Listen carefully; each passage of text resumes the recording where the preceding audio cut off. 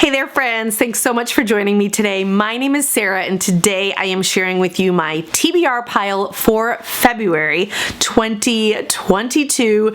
We made it through January, hallelujah. That was a long month, y'all. I did a lot of reading. I have posted my January wrap-up video, which I will try to remember to link down below or maybe put somewhere. I don't really know if I can figure that out, but I'll try to, I'll try to provide that for you. Today, we're talking about February.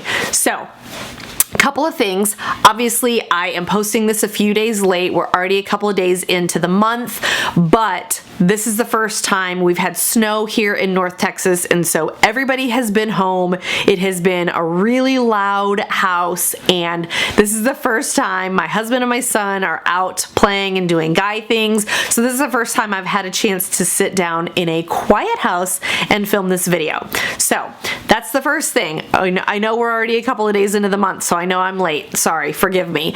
Number two, it is also a short month. So obviously February, only 28 days. So, you know, that's gonna maybe possibly affect how many books I can read this month. The third thing that might affect how many books I can read this month is I have a huge conference coming up this coming week. I will be traveling down to Austin, and I will be speaking at a conference. So the next few days are really gonna be crunch time for me. I am still reading for pleasure, but mostly I'm listening to audiobooks, and I'm kind of listening to my speech over and over again and kind of working through that and practicing through that. So I may or may not be able to get through this whole TBR pile.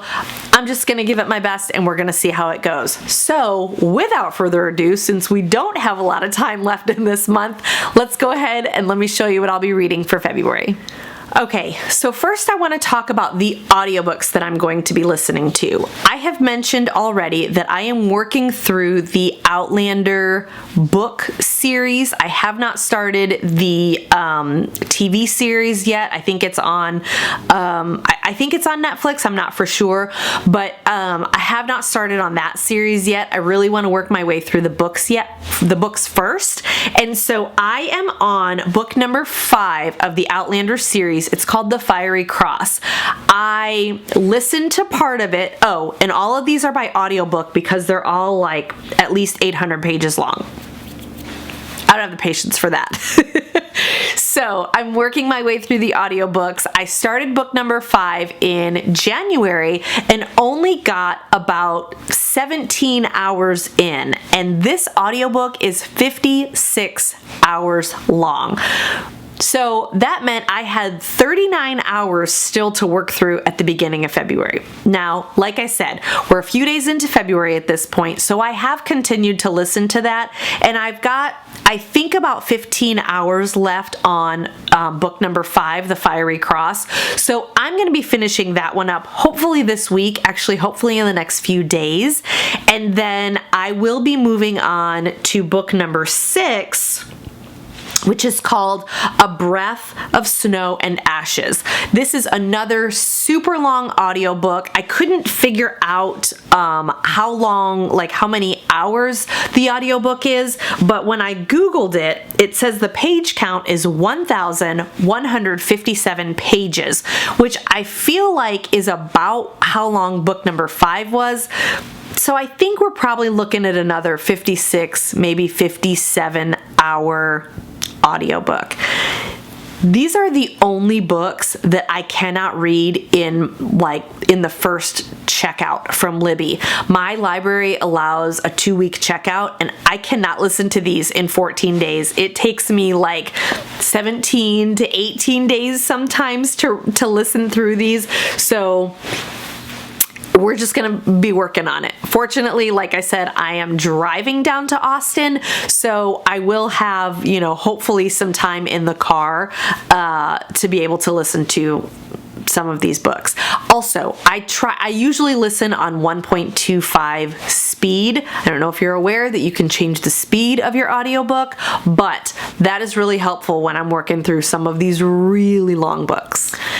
The next book that I don't have right here to show you is going to be my book club pick for my In Real Life book club. I live in a small town just north of Fort Worth, Texas, and in our small town we have several ladies who meet at the end of every month, and we talk about and discuss the book that we have chosen for the month. So for this month we had 3 goals in mind. The host wanted to throw a Mardi Gras theme, and so we had Mardi Gras theme or like Louisiana theme that we were working with. Obviously February is the month of love and Valentine's Day, so we were looking at potentially having a romance. And then also February is Black History Month, so we really were trying to choose an author of color. Now, we hit 2 out of the 3 of those. We do all vote on what book we're going to read, and so the book that won is People We Meet on Vacation. This is a book by Emily Henry. I know she is a very popular romance author. I know that she has had some of her books chosen as Book of the Month selections, but I have not actually read anything by Emily Henry yet, and I am really looking forward to this. So basically we hit on the romance and we hit on the Louisiana aspect of it because from what I understand, part of the book takes place in Louisiana or possibly New Orleans. I don't know a whole ton about the book. I just know that we follow Alex and Poppy, who are the 2 main characters, and from basically what I have gathered is that we follow them. It's kind of a friends to lovers trope. I think they are friends who vacation together or meet one another on vacation. I couldn't quite I don't really remember exactly the trope, but I am really looking forward to it. Like I said, I know this is a super popular author, and this in particular has been a really popular book. I've seen it on tons of people's TBRs, but I don't like to read too far into the synopsis of a book because I kind of like to just let the book unfold as I'm reading it. I'm not even one of these people who will, like, when I'm reading a mystery or when I'm reading a thriller, I don't try to generally figure out who done it or like what they're gonna do next as I'm reading. I like to just watch the plot unfold. So maybe that's a weird way to read something like that. I don't know, but that's why I don't read too much into the synopsis of a book, because I don't want to get spoilers from the back of the book or from, you know, the inside when I'm reading it. And so I will just see how this unfolds, and I'm excited to be reading it and discussing with my book club people. Okay, so now we come to my actual stack of books that I really need to work through for this month. So as I mentioned, February is Black History Month, and so I have chosen 3 books that are centered around people of color, and the first one is this book that I've heard such incredible things about, Such a Fun Age. This is by the author Kylie Reed, and this is Kylie Reed's first novel. Like I said, I've heard such tremendous things about this, and essentially we follow Amira. We follow a girl named Amira. She is a babysitter. She's a part-time babysitter for an affluent white family. They have a little girl, and Amira is stopped in the grocery store one day, and the security guard says that she accuses her of kidnapping the little girl that she's babysitting. Obviously, this is an insane thing to claim. Like, why would you automatically jump to that? Don't know. But as the story unfolds, we see there is a young white man who is in the grocery store at the same time and records on his phone the interaction between Amira and the security guard. He then pushes her to come forward with the story, try to take legal action against the security guard and against the grocery store chain, and Amira just is very adamant throughout the whole process that she does not want to do that. So we get the story from different angles, but we get Amira's perspective or point of view where she has encountered this before. She is always kind of getting side eyes and looks, and it's not something that she wants to make a big deal of. This is something that she has grown accustomed to in her life, and we find the white people around her are really wanting to push the issue, and so you kind of get that unfolding of these different angles. And I just think I've heard that this is such a well done book, and I'm really excited to really dive into it and talk about it at the end of the month. The next book that I want to read is called The Other Black Girl, and y'all are gonna have to excuse all of these that have like white stickers at the top. I buy a lot of my books at Sam's Club, and you know, I get them for a really good price, and so that means I can buy more books. But this book is called The Other Black Girl. Again, I don't know a ton about the synopsis of this. There is a girl who works in publishing, and she is kind of like the token black girl in the office. And then there's another black girl that comes in and starts working in the office. And this book is just kind of about like the dynamic between the two of them.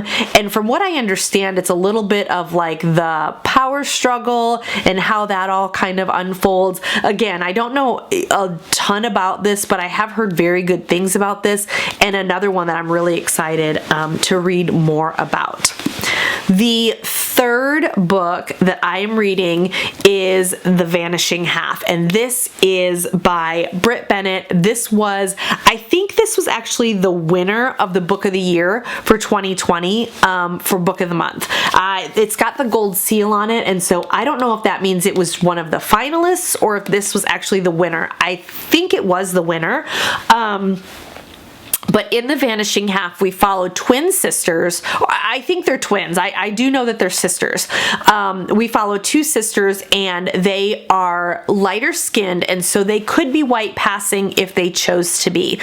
We learn that one of them chooses to be white passing and one of them does not. And so we follow each of their lives and sort of how those unfold and what their choices kind of bring them, and you know, the opportunities that those choices bring them in their lives.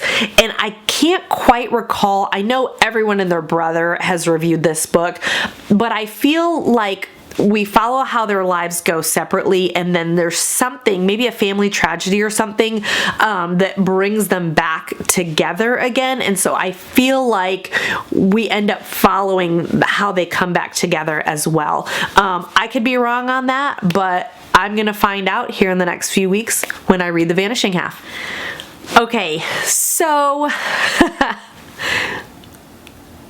I said that February is a month of love, you know, Valentine's Day and all that stuff.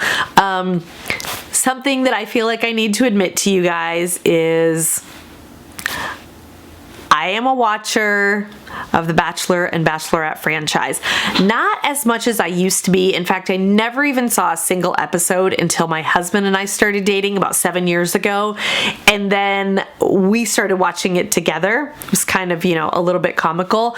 And so then I watched very faithfully for a couple of years. But the last few years, I just don't feel like, you know, I don't know. I have not been as faithful to the franchise. But Hannah Brown, if you know anything about the franchise, you know that this gal is incredibly outspoken. She is just a Roll Tide Alabama girl, and she had a lot of stuff talked about her after her season. She kind of kept the villain for too long, and then they had it all out on national television, and she really stood up for herself, and she got a lot of flack for that. But then she also got a lot of people saying, good for you, you don't let a guy talk to you like that. She just had all her business put out on national TV. She did go on to win Dancing with the Stars, and the whole way that I'm kind of tying this in is really only because she was the Bachelorette.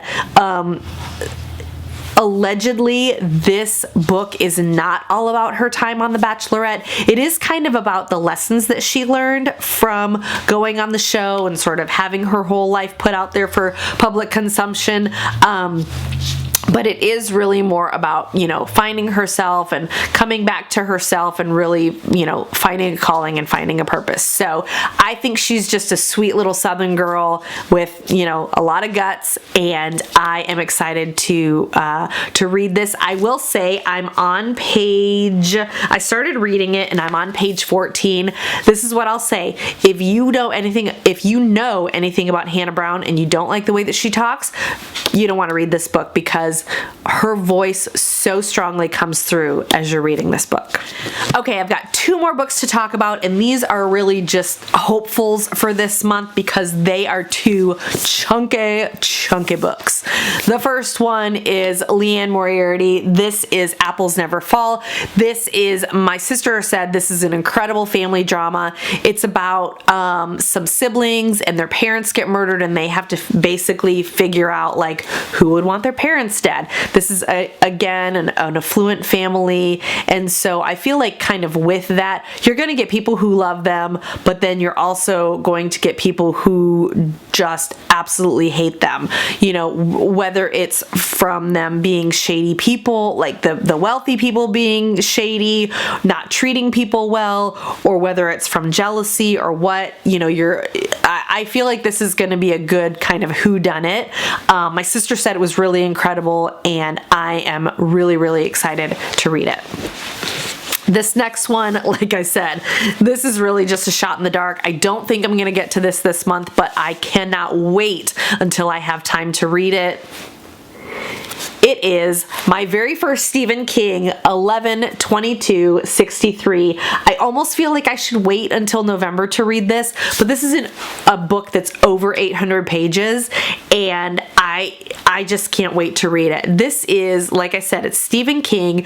We follow a guy, I can't remember what his name is, but he ends up being a time traveler. He learns he can go back, and he finds he can potentially change the JFK assassination so that maybe that doesn't happen at all. But as he goes back, it's kind of like the butterfly effect. If you change one little thing, a million other things change in the future. So I've heard from so many people that this is such a good book, and I absolutely cannot wait. I have never read Stephen King because I'm afraid of my own shadow, and so everything that he's ever written has been too scary for me.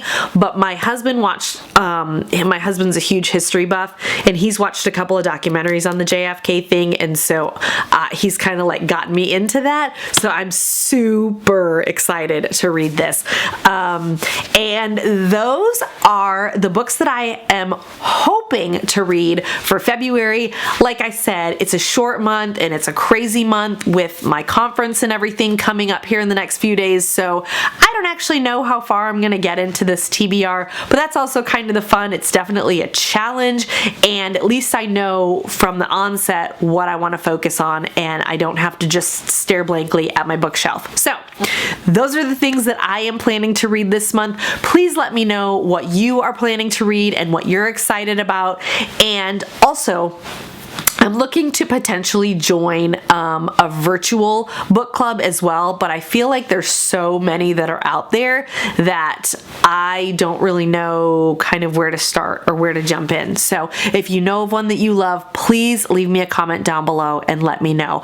Also, let me know what you're excited for this month, and if you have anything fun coming up or any good plans for either Black History Month, an author of color that you can recommend to me, or a fun romance that you can recommend for the month of love. Thanks so much for watching, guys. I'll talk to you really soon. Bye.